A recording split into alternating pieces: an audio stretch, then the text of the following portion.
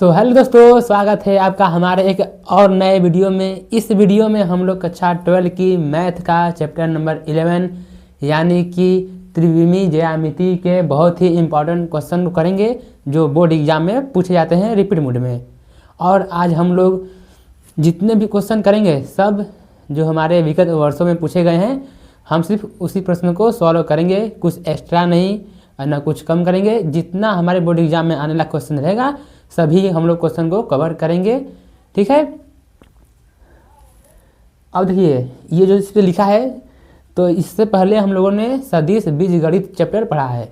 अभी तक उस चैप्टर को जिन्होंने नहीं पढ़ा है, सबसे पहले वे लोग उस चैप्टर को पढ़ेंगे, उसके बाद इस चैप्टर को देखेंगे, क्योंकि ये जो 11वां चैप्टर है ये इसके पिछले यानी 10वें चैप्टर से लिंक है। आप लोग को 10वां चैप्टर समझ में आ गया होगा तो आपको वेक्टर के बारे में पता रहेगा। जब आप लोग को वेक्टर के बारे में पूरा जानकारी रहेगा तो आप लोग जो हमारा चैप्टर 11 है उसको आसानी से समझ सकेंगे, ठीक। तो देखिए हम लोग पिछले चैप्टर में क्या पढ़े थे।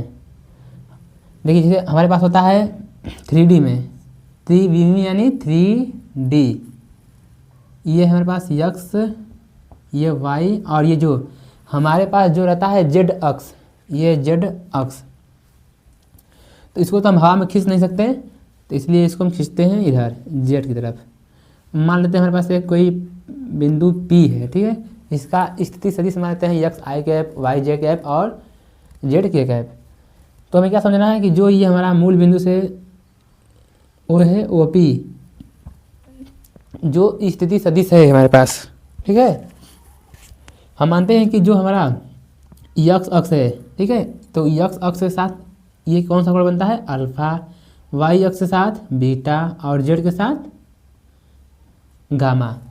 तो x अक्ष के साथ हमारा अल्फा कोण बनता है। ये सब हम लोग पिछले चैप्टर में सब पढ़ चुके हैं, बस हल्का से रिवीजन कर रहे हैं क्योंकि इस चैप्टर में इसका यूज है।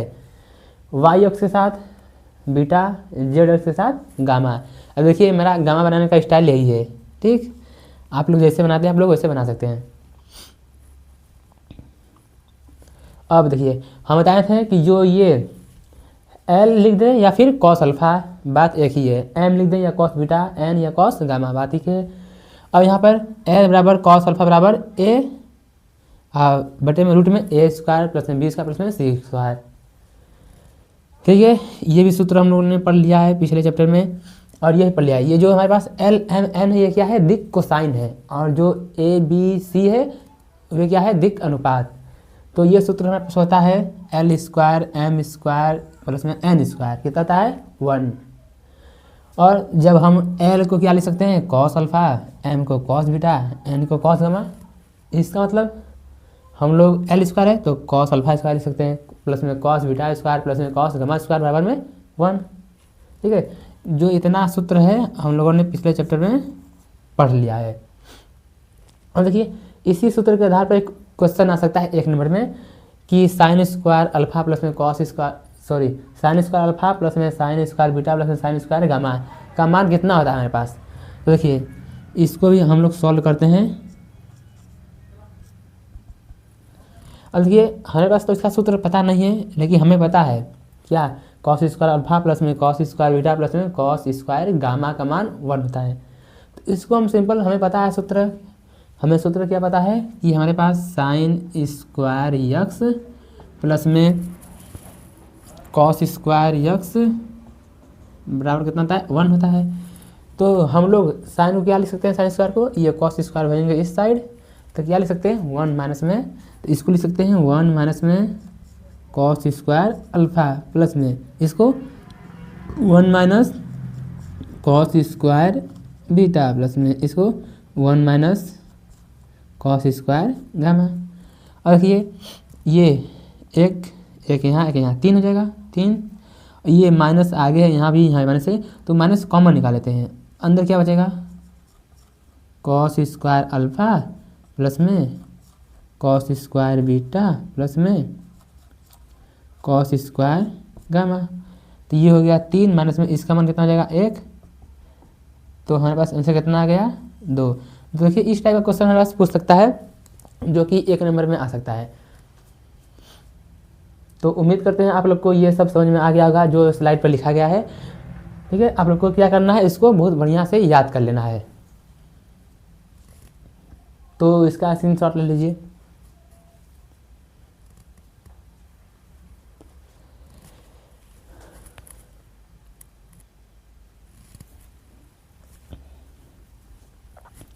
तो देखिए हमारे पास अगला क्वेश्चन है, क्या है कि यक्स वाई और जेड अक्षों की दिक् कोसाइन याद कीजिए।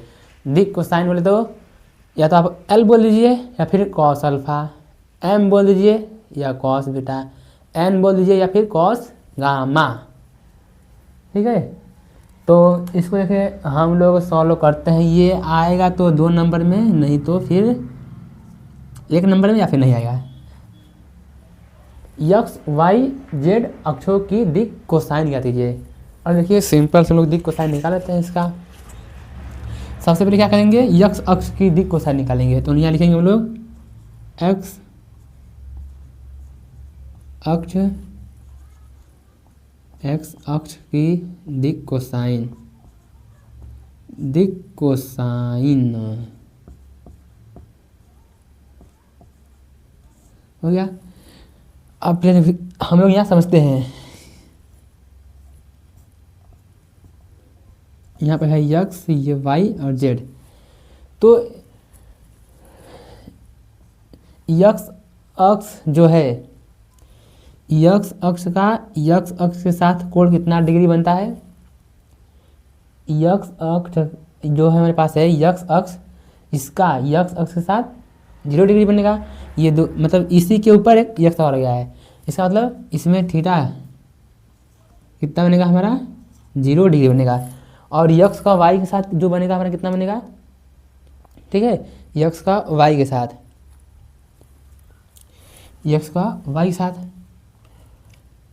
ठीक है। जैसे यहाँ पे यक्स है, ये वाई कितना बनेगा 90 डिग्री।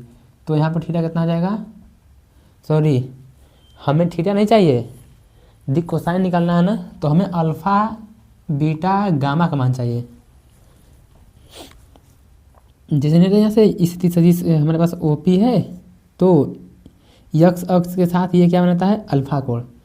तो मान लेते हैं हम कि यक्स अक्ष का यक्स अक्ष के साथ कितना कोण बनेगा, तो यानी अल्फा कितना हो जाएगा यहाँ पर 0 डिग्री। और वाई आता है यहाँ पे यक्स के साथ वाई कितना,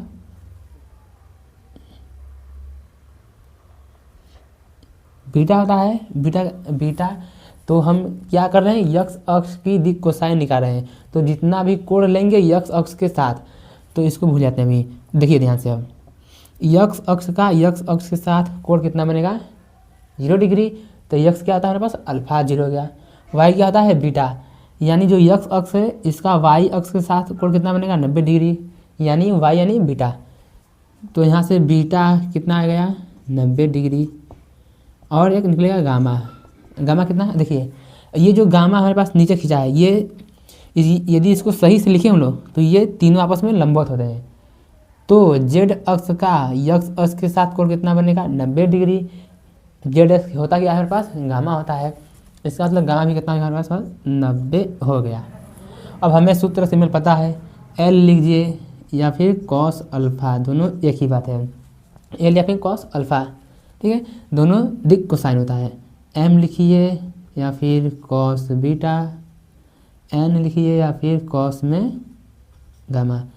तो कॉस अल्फा कितना 0 डिग्री, बीटा कितना 90 डिग्री, गामा गामा कितना 90 डिग्री।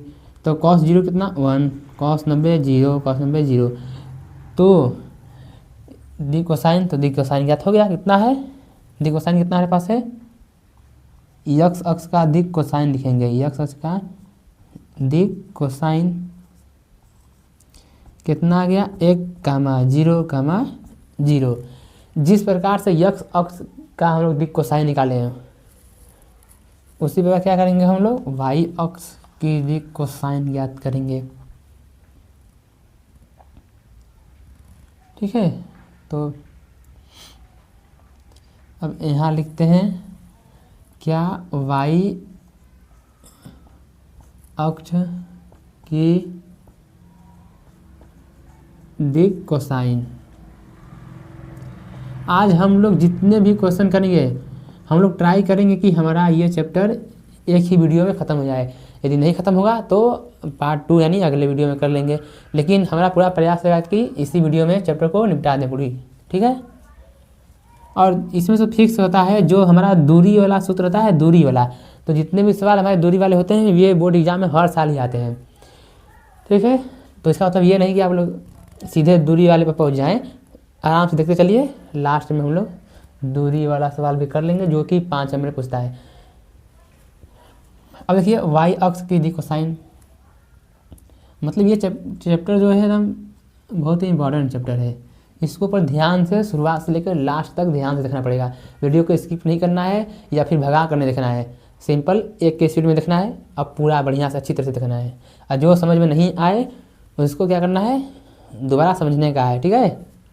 तो वाई अक्ष की कोसाइन निकालते हैं लोग। देखिए इसमें अल्फ़ा कितना जाएगा, अल्फ़ा, इसको बारा मिटा दें, ये एक्स है, वाई है और ये जेड है, तो अल्फ़ा निकालना है, तो ये अल्फ़ा है, ठीक है।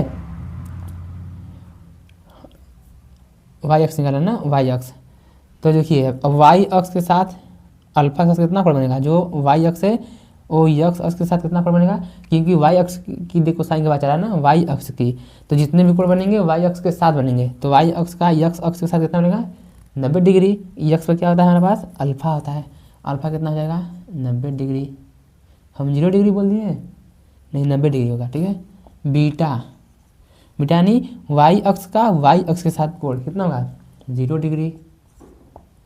और गामा, जो जेड अक्ष है इसका वाई अक्ष के साथ कितना कोण बनेगा, 90 डिग्री, यानी गामा भी कितना, 90।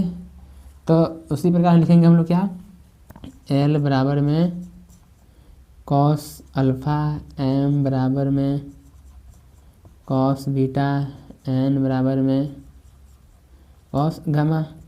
तो कॉस अल्फ़ा कितना होती है हमारे पास, 90, कॉस गामा कितना, 0 डिग्री, और cos alpha 90, cos beta 0, cos gamma 90, तो कॉस 90 1 आ गया उड़ के, 0, कॉस 0 1, कॉस 90 0। तो वाई अक्ष जो हमारे पास है, वाई अक्ष, उसका दिक कोसाइन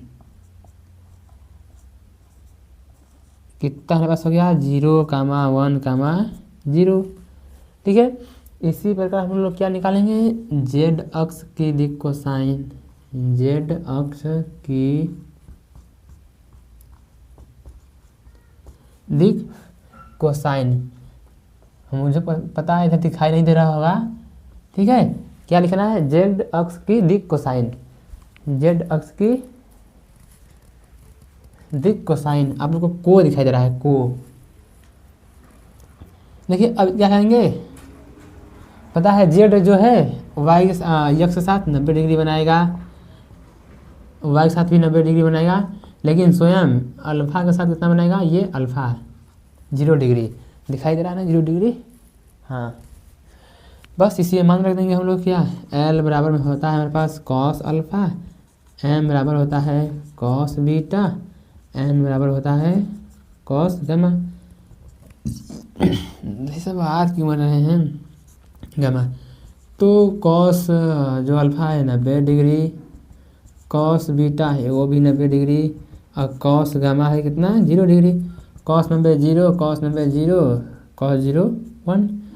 तो जेड अक्ष का जो हमारे पास दिक कोसाइन है, जेड अक्ष का दिक कोसाइन कितना है, 0, 0, 1। अभी हमसे यही पूछा था, यक्स वाई और जेड अक्षों की दिक कोसाइन क्या कीजिए, तो ये हो गया हमारे पास दिक कोसाइन, सिंपल। वैसे तो क्वेश्चन देना चाहिए 3-4 नंबर में, पर इजी क्वेश्चन है ना, तो 2-3 नंबर या 1 नंबर में आ सकता है। तो इसका स्क्रीनशॉट ले लीजिए। हम लोग बढ़ते हैं पहले तब तक अगले क्वेश्चन पर।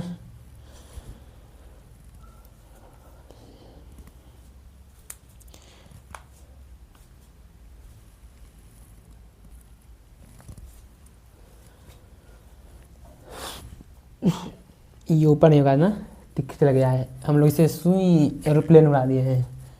तो देखिए हमारे पास अगला क्वेश्चन है, ठीक। अगला क्वेश्चन क्या है, जो हम सूत्र सीखे नहीं है, कॉस स्क्वायर अल्फा प्लस में कॉस स्क्वायर गामा प्लस में कॉस स्क्वायर, गलती हो गया, कॉस स्क्वायर अल्फा प्लस में कॉस स्क्वायर बीटा प्लस में cos square gamma equal to 1 होती। ठीक, तो उसी के बेस पर ये सवाल लगेगा, मतलब उसी सूत्र का प्रयोग करके, ठीक है, कोई सरल रेखा x और y अक्षों की, ठीक है, कोई सरल रेखा है, ठीक है, सरल रेखा सीधी रेखा है, वो क्या है, x और y अक्षों की धनात्मक दिशा के साथ, ऋणात्मक नहीं है, धनात्मक के साथ कितना 45 डिग्री और 60 डिग्री का कोण बनाती है। ठीक है, यह z अक्ष की धनात्मक दिशा के साथ कितना कोण बनाएगी। ठीक, मतलब कोई एक सरल रेखा है जो x और y अक्ष के साथ साथ 45 डिग्री और 60 डिग्री का कोण बना रही है, तो सिंपल सा बताना है कि z अक्ष के साथ कितना कोण बनाएगी। तो देखिए पहले जो दिया है उसको लिख लेते हैं। हमारे को दिया क्या है क्वेश्चन में, तुम्हारे को दिया है, क्या दिया है कि अल्फा का मान, क्योंकि दिया है ना x अक्ष के साथ 45 डिग्री का कोण बना रही है, और y अक्ष के साथ यानी बीटा का मान दिया है 60 डिग्री का कोण बना रही है। तो थारे से पूछा क्या है कि z अक्ष के साथ, z यानी गामा, ये मेरा गामा बनाने का स्टाइल है, ठीक है, इससे पूछा है। तो हमें पता है क्या, वी नो डैट, हम जानते हैं कि, क्या जानते हैं, अच्छा आप लोग को समझ आ रहा है ना कि ये अल्फा बीटा गामा का सारा है, जो जेड वाई एक्स अक्ष के साथ जो कोण बनता है अल्फा, वाई अक्ष के साथ बीटा, जेड अक्ष के साथ गामा कोण बनता है। ठीक है, और देखिए हमें क्या पता है, हम जानते हैं या फिर हमें पता है कि कॉस स्क्वायर अल्फा प्लस में कॉस स्क्वायर बीटा प्लस में कॉस स्क्वायर में घसीटा, ठीक, कॉस स्क्वायर अल्फा प्लस में कॉस स्क्वायर बीटा प्लस में कॉस स्क्वायर गामा का मान कितना आता है, 1 होता है। ये घसीटा नहीं, मतलब बीटा नहीं, घसीटा नहीं, ठीक है। देखिए कॉस स्क्वायर अल्फा कितना है 45 डिग्री, तो यहाँ लिखेंगे हम लोग कॉस 45 डिग्री कितना है, स्क्वायर है, फिर बीटा है कॉस 60 डिग्री, क्या है, स्क्वायर है, गामा ये स्क्वायर 1। कॉस 45 डिग्री का मान हमारे पास कितना होता है, ये आप लोग को टेबल हम सिखाए हैं, शायद त्रिकोणमिति जब पढ़ाए थे उसमें, जिसको भी टेबल याद नहीं है वे लोग क्या करेंगे कि त्रिकोणमिति का जो हमारा लेक्चर है उसको ध्यान से रखेंगे, आप लोग को तुरंत एक लाइन आप लिखेंगे साइन का, आप लोग सभी लोग टेबल बनाना सीख जाएंगे आसानी से, वो भी, ठीक है। तो देखिए कॉस 45 हमारे पास होता है, वैसे से बताऊँ मुझे भी याद नहीं है, बस मैं टेबल की सहायता से सब लिखता हूँ। देखिए कॉस 45 हमारे पास होता है, ठीक है, कितना होता है, जो होगा 30 वो होगा 45, यानी साइन, देखिए ये हो जाएगा 1/2 में रूट में 2 स्क्वायर, तो स्क्वायर प्लस में 60 कितना हो जाएगा, 60 हो जाएगा 1/2 का स्क्वायर प्लस में cos square alpha equal to में 1।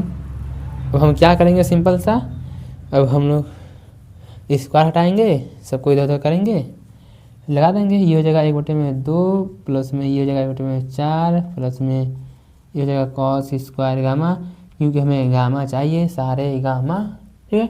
इन दोनों को क्या करेंगे, उठा के इधर फेंक देंगे, तो फेंकते हैं, तो इधर हो जाएगा कॉस स्क्वायर अल्फा, इधर हो जाएगा 1 minus 1/2 minus 1/4 cos square gamma equal to, यहाँ 1 मान गए, एलसीएम कितना आ जाएगा, यहाँ पे 4 आ जाएगा, ये 4 माइनस ये कितना हो जाएगा, 2 माइनस ये 1 हो जाएगा, कॉस स्क्वायर गामा का मान हो गया, देखिए 4 में से 3, 4 में से 3 गया 1, नीचे 4, अब स्क्वायर हटाएंगे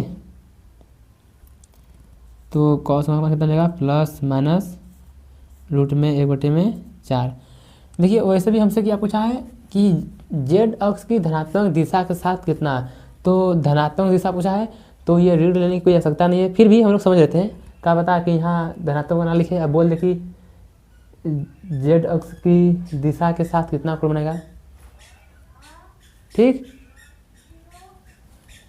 तो देखिए ये हमारे पास हो जाएगा कॉस गामा प्लस माइनस 1/में कितना हो जाएगा, ये 2 हो जाएगा। अब देखिए यहाँ से 2 मान हो सकते हैं, कॉस गामा एक तो प्लस का ले लेते हैं, एक माइनस का। अब 1/2 कब होता है, 60 डिग्री, यानी यहाँ से हम लोग गामा का मान कितना ले सकते हैं, 60 डिग्री। अब देखिए ये क्या है, हमारा माइनस में है, और जब माइनस है तो क्या करने का है, 1/2 है तो 60, जब -1/2 है तो 1/2 का तो 60 रहेगा, लेकिन कितना 180 में से क्या करना पड़ेगा, माइनस करना पड़ेगा। 180 डिग्री माइनस 60 डिग्री, ये हो जाएगा कितना 120 डिग्री। तो ये गामा के 2 मान धनात्मक के साथ 60 डिग्री और धनात्मक के 120 डिग्री, ठीक है। अब जिसको समझ में नहीं आ रहा है कि ये 180 में से ही माइनस क्यों किए, तो भाई साहब इसमें आपकी गलती है, आप लोग पेपर देने वाले हैं, आपको कितना नहीं पता रहेगा तो फिर क्या पता रहेगा। और यदि पता करना रहेगा तो कहाँ जाना पड़ेगा, ये जो वीडियो है प्लेलिस्ट में जुड़ी हुई है, तो आप लोग क्या करेंगे, हमारे चैनल पर जाएंगे, ठीक है, अभी मतलब है ही चैनल पर, एक है ऑप्शन प्लेलिस्ट का, उसमें जाएंगे, सब वीडियो से पढ़ा है, तो उसमें एक चैप्टर पड़ेगा त्रिकोणमिति, तो उसको ध्यान से रखेंगे, आप लोग को सब बढ़िया समझ आएगा, ठीक है। जिसको त्रिकोणमिति नहीं आया समझ लो उसको कुछ नहीं आया, ठीक। तो इसका स्क्रीनशॉट लेने का फटाक से।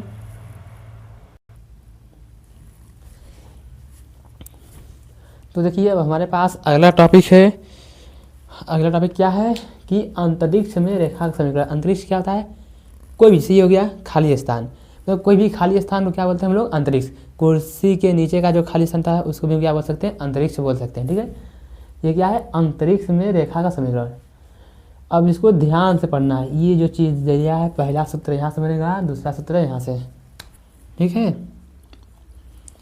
देखिए क्या है, बिंदु ए से जाने वाली तथा दिए गए सदिश बी के समांतर रेखा का समीकरण, और यहाँ से 2 दिए गए बिंदुओं से जाने वाली रेखा का समीकरण।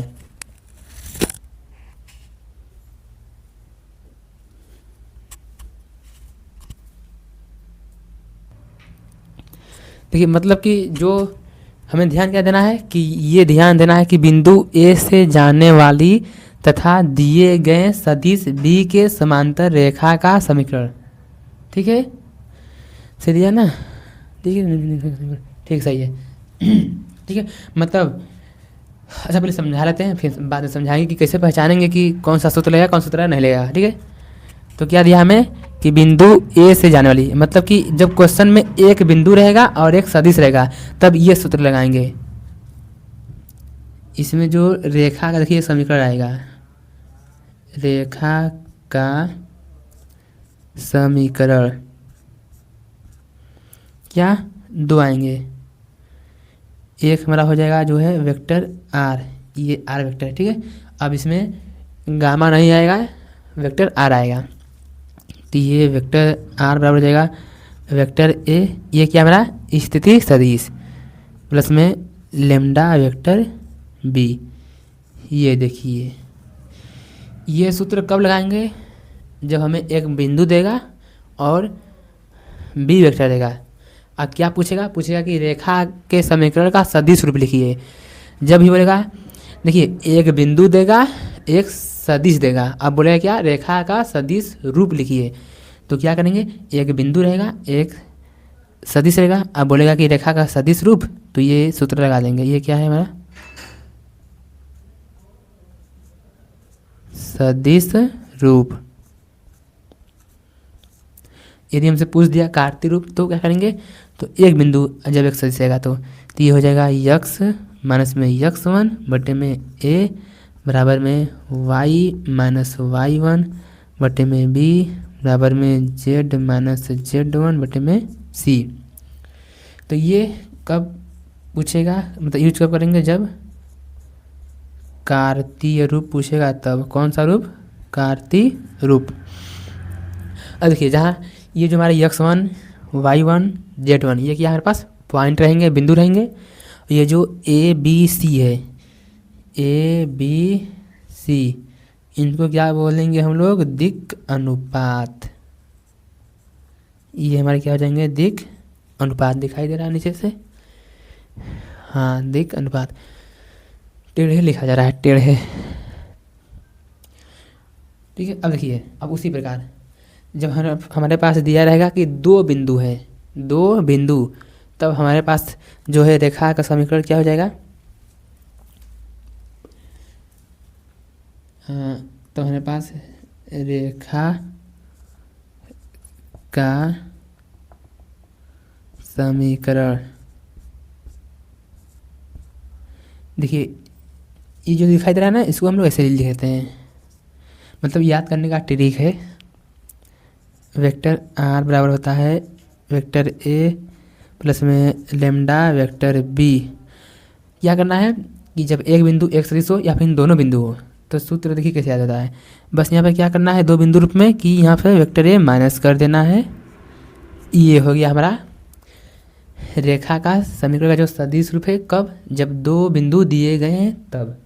यहाँ क्या है, एक बिंदु रहेगा, एक सदिश रहेगा, तब ये लिखे मतलब लगेगा सूत्र सदिश रूप रेखा का, ये कार्तीय रूप। लेकिन जब दोनों ही बिंदु दिए हों तब ये रेखा का कौन सा रूप है? सदिश रूप।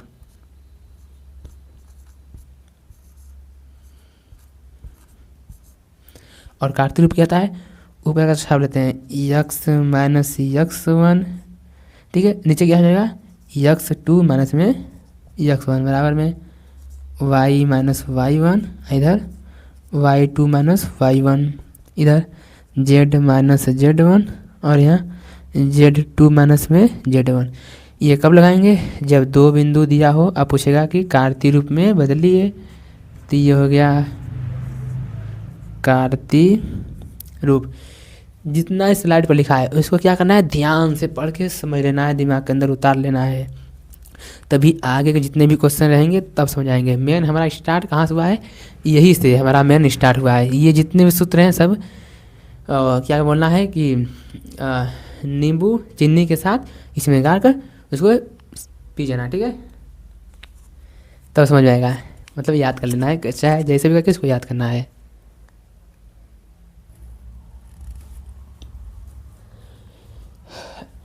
अब देखिए, जितना भी हमने सूत्र पढ़ा है उसके आधार पर हमारा क्वेश्चन है। ठीक है, अब क्वेश्चन क्या हमारे पास है? देखिए, अब कैसे पहचानेंगे हम लोग कि कौन सूत्र लगेगा इसमें? तो पहचानने के लिए सिंपल क्या है कि बिंदु दिया है, एक हमारे पास बिंदु है, ठीक, और एक क्या है? सदिश है। और जब मैं बोला था क्या है कि दो सूत्र हमारे पास हैं, अब कैसे पता करेंगे कौन सूत्र लगेगा? तो देखिए सिंपल सा, जब हमारे पास एक बिंदु दिया हो और एक सदिश दिया हो, तो सूत्र जो हम लोग इधर लिखे थे वही सूत्र लगेगा। तो सबसे पहले हम लोग लिख लेते हैं। देखिए, अब जो बिंदु दिया है इसको हम लोग वेक्टर के रूप में लिखेंगे। जो भी हमारा बिंदु दिया रहता है, पहले जो बिंदु दिया रहता है वो हमारा वेक्टर ए होता है, और जो बाद में रहता है वो हमारा वेक्टर बी होता है।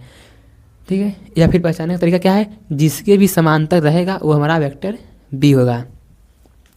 ये समांतर है ना, समांतर, इसके समांतर यानी हमारा वेक्टर बी है, और जो बिंदु दिया रहता है वो हमेशा वेक्टर ए होता है। तो हम लोग इसको वेक्टर ए के रूप में लिखते हैं। वेक्टर ए के रूप में 5 है, तो वेक्टर के रूप में लिखेंगे क्या आ जाएगा? 5 आई कैप, 2 है प्लस में 2 जे कैप, 4 -4 है तो माइनस में 4 के कैप, और वेक्टर बी क्या हमारे पास है जो दिया है समांतर में? 3 आई कैप प्लस में 2 जे कैप माइनस में 8 के कैप। ठीक, और हमें पता है एक बिंदु दिया रहता है और एक सदिश, तो क्या करते हैं हम लोग? अपना पहला सूत्र लगाएंगे। और देखिए इसमें पूछा क्या हमसे? रेखा का, देखिए सदिश और कार्तीय, सदिश और कार्तीय दोनों रूप पूछ लिया है हमसे, तो सिंपल से याद करते हैं। तो क्या करेंगे हम लोग? सबसे पहले सदिश रूप, रेखा का सदिश रूप याद करते हैं। तो यहाँ पर लिखेंगे हम लोग कि रेखा का सदिश रूप बोल दीजिए या फिर समीकरण, बात एक ही है, ठीक है। तो क्या होता है, वेक्टर आर बराबर होता है वेक्टर ए प्लस में लेमडा वेक्टर बी। देखिए जब भी रेखा का सदिश रूप पूछेगा क्या करना है, बस ए और बी का मान उठाकर समीकरण में रख देना है, बस किया जाएगा, हमारा रेखा का समीकरण हो जाएगा। तो ये वेक्टर आर बराबर हमारे पास हो गया, ए वेक्टर कितना है 5 आई कैप प्लस में 2 जे कैप माइनस में 4 के कैप प्लस में लेमडा, ऐसे लिखेंगे। बी वेक्टर 3 आई कैप 2 जे कैप माइनस में 8 के कैप।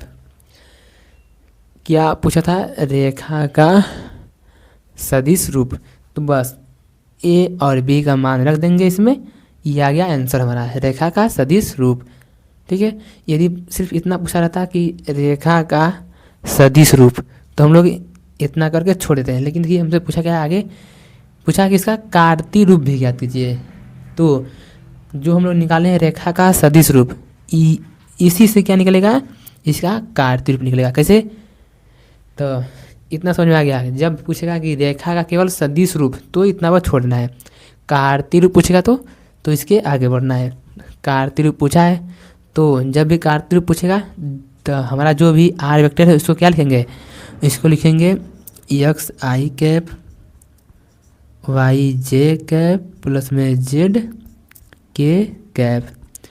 इधर दो मतलब इधर जो दिया है उसको ऐसे ही लिख लेंगे, 5 आई कैप 2 जे कैप माइनस 4 के कैप प्लस में, और देखिए जो लेमडा है उसका क्या करेंगे, अंदर गुणा कर देंगे, तो ये जगह 3 लेमडा आई कैप प्लस में 2 लेमडा जे कैप माइनस में 8 लेमडा के कैप। इधर लिखते चलेंगे एक्स आई कैप वाई जे कैप जेड के कैप। अब क्या है, जो आई कैप है उसको एक तरफ, वाई जे कैप अलग, के कैप अलग, 5 आई कैप 3 लेमडा आई कैप, इसको जोड़ देंगे तो 5 इधर से आ जाएगा और 3 लेमडा इधर से आ जाएगा, ये हो गया आई कैप प्लस में 2 इधर है जे कैप और इधर प्लस में 2 लेमडा इधर है, ये हो जाएगा जे कैप प्लस में, देखिए इधर -4, ठीक, और इधर माइनस में 8, किया जाएगा के कैप। अब सिंपल क्या करने का है, तुलना करने का है, आई कैप का आई कैप के साथ, जे कैप का जे कैप के साथ, के कैप का के कैप के साथ। मुझे लगा माइक बंद हो गया है तो इतना मेहनत सब डार हो जाता।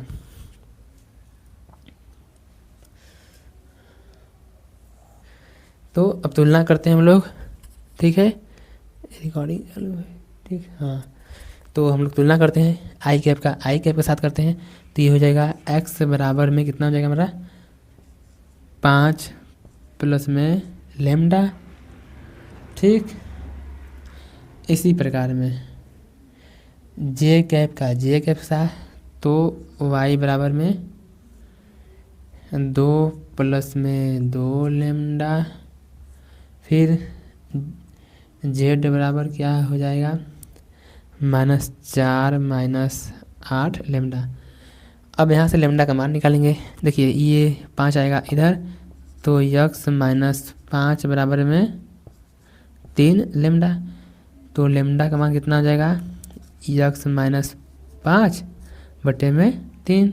उसी प्रकार इधर 2 को लाएंगे इधर, तो वाई -2 बराबर में 2 लेमडा, तो लेमडा बराबर वाई -2 बटे में 2। इसी प्रकार 4 को लाएंगे इधर, तो जेड प्लस में 4 बराबर में -8 लेमडा, तो लेमडा का मान जेड प्लस में 4 माइनस में 8, सब लेमडा बराबर है, इसका मतलब कि ये जो मान है सब बराबर आपस में बराबर रहेंगे। तो यहाँ से कार्तीय रूप हमारा क्या हो जाएगा, रेखा का कार्तीय हमारा हो जाएगा क्या, सबको बराबर करते हैं, यक्स माइनस 5/3, क्योंकि सभी लैम्डा आपस में बराबर हैं तो इनके मान ही बराबर होंगे। ये बराबर हो जाएगा y माइनस 2/2, ये हो जाएगा z प्लस में 4/-8। ये हो गया आंसर। जब भी पूछेगा 5 नंबर से कम में नहीं पूछेगा, बहुत ही आसान और सिंपल सवाल है। जितना बोलेगा सिर्फ उतना करेंगे।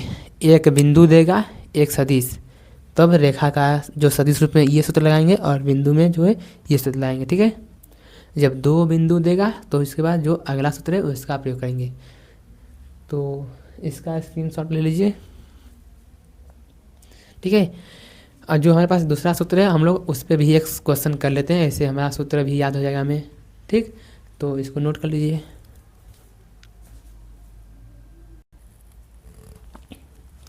अब देखिए जो हमारे पास अगला सूत्र है उस पर जो आधारित एक सवाल है क्या, देखिए इसमें 2 बिंदु दिया है। तो जैसे ही 2 बिंदु आ गया और पूछा हमें क्या कि रेखा का समीकरण ज्ञात कीजिए, सदिश रूप या फिर कार्तीय रूप। देखिए इसमें क्या पूछा है, रेखा का सदिश रूप पूछा है ना। सदिश रूप या कार्तीय रूप जैसे भी आ गया, बस क्या ध्यान देना है कि हमें क्या क्या दिया है। इसमें क्या है कि 2 बिंदु दिया है, इसका मतलब कि हमें 2 बिंदु वाला जो सूत्र है उसको लगाना पड़ेगा। यदि एक बिंदु दिया रहता और एक सदिश, इसका मतलब जो पहला सूत्र है उसको लगाएंगे। अब इसमें कैसे पता करेंगे कि हमारा वेक्टर ए कौन है, बी कौन है। तो अब मैं अभी क्या बोला था इससे पहले सवाल में कि जो सबसे पहले हमारा बिंदु दिया रहता है वो हमारा स्थिति सदिश यानी कि बिंदु मतलब वेक्टर ए होता है।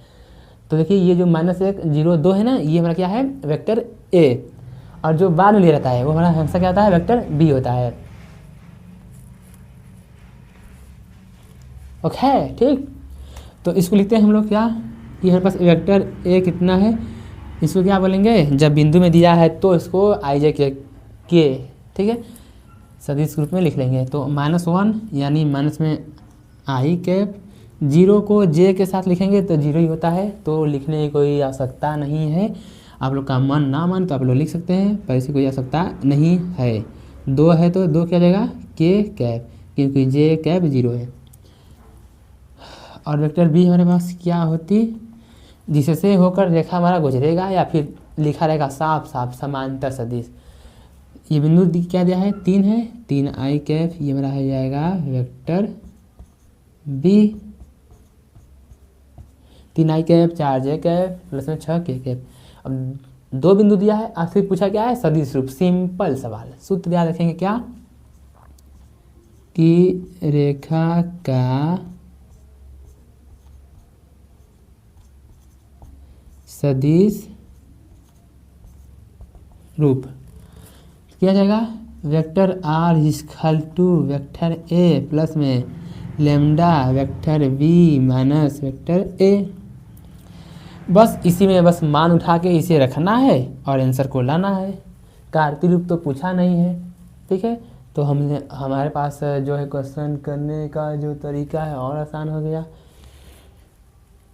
ठीक। तो हम लोग करते हैं इसको सॉल्व। वेक्टर ए कितना है उसको लिख लेते हैं, माइनस में आई कैप। अच्छा एक काम करते हैं हम लोग, नहीं करते हैं कि नहीं करते हैं, नहीं करते हैं, ठीक है। प्लस में 2 के कैप है, ये हमारे पास हो गया वेक्टर ए प्लस में लेमडा। ये देखिए अब हम लोग क्या लिखते हैं, वेक्टर बी लिखते हैं। तो हमारे पास वेक्टर बी क्या है, 3 आई कैप प्लस में 4 जे कैप प्लस में 6 के कैप। 3 आई कैप 4 जे कैप प्लस में 6 के कैप। माइनस क्या करने का है इसमें, वेक्टर ए जो दिया है माइनस में आई कैप प्लस में 2 के कैप। बस इसको आगे बढ़ाते हैं हम लोग, ये सिंपल माइनस आई कैप 2 के कैप। ये अपना स्टाइल भी गजब है, किसी को समझ में नहीं आता, लेमडा। अब माइनस का अंदर गुणा कर देंगे तो ये हो जाएगा 3 आई कैप 4 जे कैप 6 के कैप, माइनस माइनस प्लस, और ये माइनस 2k कैप। ये पता है टेढ़े क्यों लिखा रहा है, टेढ़े मेढ़े इसलिए कि इधर से लिखना पड़ा है ना। यदि ऐसे लिखते हैं तो समझ में आता, मतलब सीधे जाता। अब देखिए क्या करने का है, इसको सिंपल करने का, आंसर लाने का है। तो ये वेक्टर आर हो जाएगा हमारा -i कैप प्लस में 2k कैप। ठीक, ब्रैकेट क्यों लगा रहे हैं, क्योंकि देखने में बहुत अच्छा लगता है, अच्छा लगता है। ठीक है, अब हमारे पास क्या हो जाएगा, 3i कैप और 1i कैप, कितना हो जाएगा 4i कैप। जे नहीं है तो जे को ऐसे लिख लेंगे 4j कैप और बोले तो प्लस में 4k कैप। क्या बात है। देखिए या तो इसको हम लोग यहाँ तक छोड़ देंगे तब भी सही है, या फिर एक लाइन हम लोग और कर सकते हैं, मतलब देखने में अच्छा लगेगा, पर यहाँ तक भी सही है। क्या करेंगे कि जो हमारे पास ये वेक्टर आर है, ये -i कैप प्लस में 2k कैप प्लस में 4 कॉमन निकाल देंगे, ये लेमडा हो जाएगा। तो अंदर क्या हो जाएगा i कैप, j कैप और k कैप। तो ये वेक्टर आर हो गया हमारा -i cap 2k cap plus में, देखिए जैसे हम लोग अवकलन समाकलन नहीं करते थे, मान लेते हैं कि साइन एक्स का हो गया है -cos x, ठीक। और जो नहीं होता हमारा कि प्लस में c आ गया और प्लस में कोई भी कांस्टेंट आ गया, तो जो c और कांस्टेंट आ गया तो इसको मिला क्या लिखते थे हम लोग c'। ठीक है, मतलब अभी हम लोग समाकलन नहीं पढ़े हैं, समाकलन पढ़ेंगे तो उसमें समझाएंगे। ठीक है, जो भी c के साथ जितने भी कांस्टेंट आते हैं सबको मिलाकर c'। उसी प्रकार 4 लेमडा है तो इसको क्या लिख सकते हैं लेमडा डैश, ये i कैप, j कैप और k कैप लिखेंगे वेयर, जहाँ लेमडा डैश क्या है 4 लेमडा। तो ये हमारा फाइनल क्या हो जाएगा, ये तो मेरा नाम हो गया, फाइनल मेरा आंसर हो जाएगा। ठीक है, थोड़ा हंसी मजाक करते रहना चाहिए, पढ़ाई में हमेशा सीरियस नहीं, मज़े के साथ। ज़िंदगी में क्या है, मज़ा के साथ पढ़ाई करना चाहिए। ठीक, तो ये हमारे पास हो गया सिंपल जो है रेखा का सदिश रूप हो गया, यहाँ तक इसको छोड़ देना है। तो अभी तक हमने जितना सूत्र पढ़ा उसी के आधार पर क्वेश्चन किए हैं। अब देख लेते हैं हमारे पास अगला टॉपिक क्या है, तब तक आप इसका स्क्रीनशॉट ले सकते हैं भाई साहब। हाँ, अब जो देखिए हमारे पास जो अगला क्वेश्चन है वो भी बोर्ड एग्जाम में एकदम बोले तो अनलक है। अच्छा, इसी टॉपिक पर एक और क्वेश्चन कर ले हम लोग, इसके बाद हम लोग आगे बढ़ेंगे। 2 टॉपिक फिर और बच जाएगा, कौन कौन, एक तो 2 रेखाओं के बीच में कोण और 2 रेखाओं के बीच में दूरी, जो कि बहुत ही इंपॉर्टेंट क्वेश्चन है, 100% क्वेश्चन एक एग्जाम में आता है। ठीक है, तो पहले हम लोग एक क्वेश्चन और कर लेते हैं।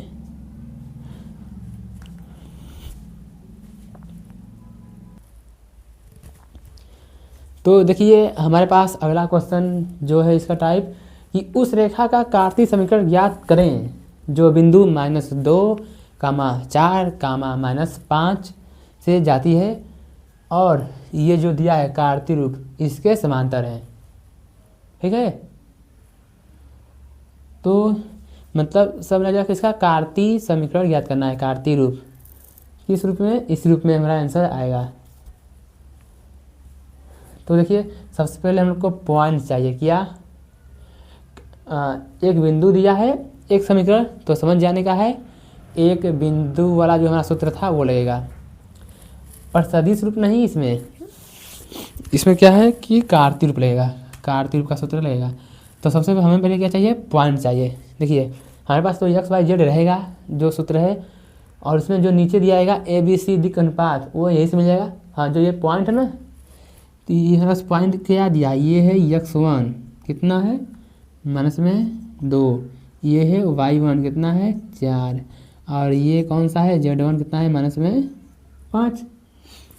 और मैं क्या बताया था कि ABC हमारे क्या होते हैं, दिक् अनुपात।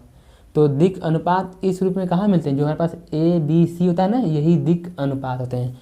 तो ये हमारे पास दिक् अनुपात यानी A का मान B का मान C का मान, A का मान 3, B का मान 5, C का मान कितना 6। तो रेखा का कार्तीय रूप, ये बहुत सिंपल ही, ऐसे क्वेश्चन तो बोर्ड एग्जाम में आएगा नहीं, या फिर आएगा तो 2 नंबर में आएगा।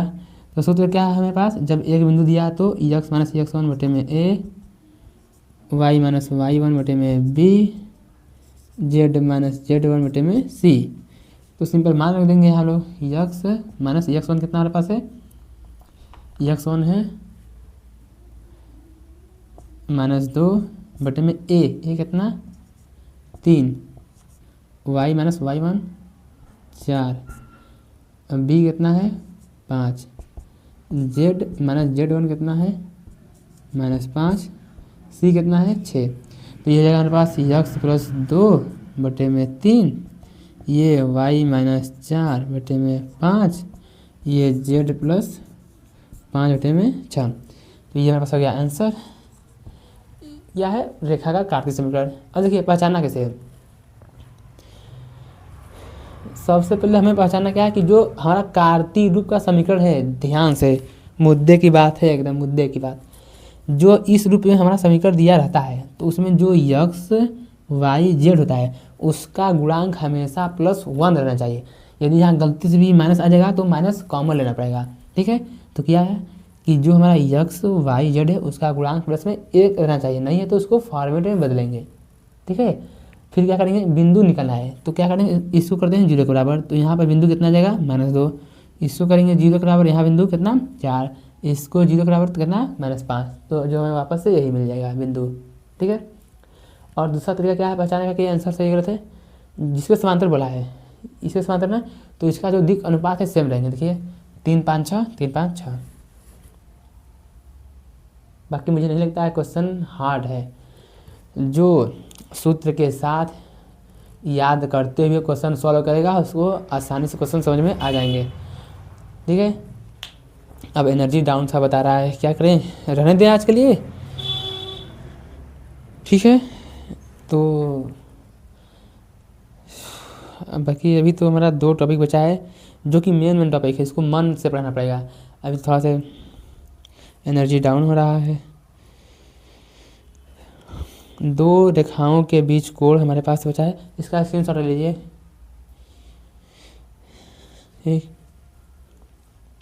एक यहाँ से कोण 2 हो गया, ठीक 3, 2 रेखाओं के बीच की दूरी भी, ये भी इम्पोर्टेंट क्वेश्चन है टॉपिक के साथ। तो एक काम करते हैं, आज के लिए इतना ही रहने देते हैं, ठीक, क्योंकि ऑलरेडी इतना समय हो गया है, अब हमारे पास टाइम भी नहीं है। तो हम लोग क्या करते हैं, अब हर चैप्टर का 2-2 पार्ट तो हो ही रहा है। तो देखिए इसका पार्ट नंबर 1 आज हो गया और पार्ट नंबर 2 कल कर लेंगे। और पार्ट नंबर 2 देखने से पहले आप लोगों को इसको ध्यान से बढ़िया समझ लेना है, क्योंकि ये समझ में आएगा तब आप लोग को पार्ट 2 आएगा, ठीक है। पार्ट 2 बहुत ही इंपॉर्टेंट क्वेश्चन होने वाला है दोस्तों, ठीक है। तो ध्यान से पढ़ने का है, नंबर यदि लाना है अच्छा तो,